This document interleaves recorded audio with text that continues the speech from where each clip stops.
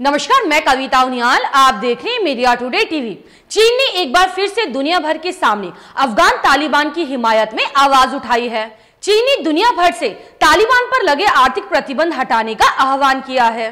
चीन के विदेश मंत्री वांग यी ने तालिबान की आवाज को बुलंद करते हुए कहा है कि दुनिया भर को अफगानिस्तान पर लगे एक तरफा आर्थिक प्रतिबंध को जल्द से जल्द हटा देना चाहिए। आपको बता दें, अमेरिका ने अफगानिस्तान सरकार की संपत्ति जो अमेरिका में मौजूद है उस पर प्रतिबंध लगा रखा है। अब चीन ने उसके खिलाफ आवाज उठाई है। चीन के विदेश मंत्री ने कहा है कि अफगानिस्तान की विदेशी मुद्रा भंडार एक राष्ट्रीय संपत्ति है जिस पर उस देश के नागरिकों का हक होना चाहिए और उसका इस्तेमाल उनके अपने ही लोगों द्वारा किया जाना चाहिए। आपको बता दें, अमेरिका अफगानिस्तान के इस पैसे को सील करके अफगान तालिबान को ब्लैकमेल करना चाहता है। इस पैसे के जरिए वह अफगानिस्तान में अपनी मनमानी करना चाहता है, लेकिन अफगान तालिबान उसके आगे झुकने के लिए तैयार नहीं है।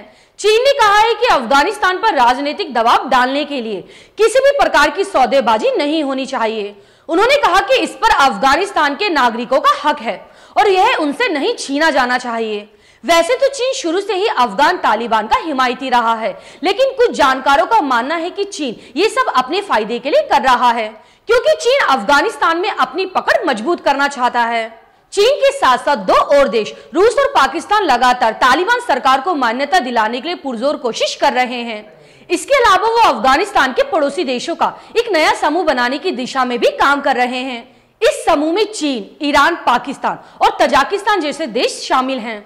इतना ही नहीं, चीन ने संयुक्त राष्ट्र सुरक्षा परिषद में भी तालिबान नेताओं को यात्रा में मिली छूट को बढ़ाने का भी प्रस्ताव रखा है, लेकिन सभी देशों ने इसे ठुकरा दिया।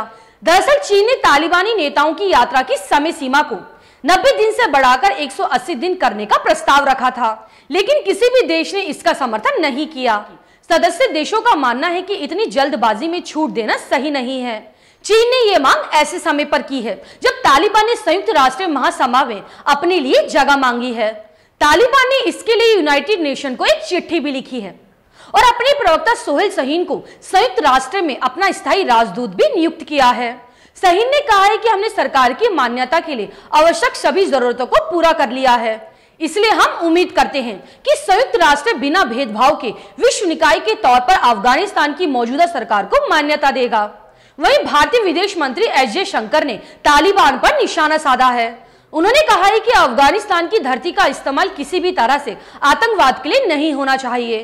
तालिबान इसके लिए प्रतिबंध लागू करे। दुनिया अफगानिस्तान में एक समावेशी सरकार की अपेक्षा करती है जिसमें अफगान समाज के सभी वर्गों का प्रतिनिधित्व शामिल हो। विदेश मंत्री ने अफगानिस्तान पर यह बात G20 विदेश मंत्रियों की एक बैठक को संबोधित करते हुए कही है। अब मिलेंगे अगली खबर के साथ। आपको मेरी ये न्यूज कैसी लगे मुझे कमेंट करके जरूर बताएं। शुक्रिया।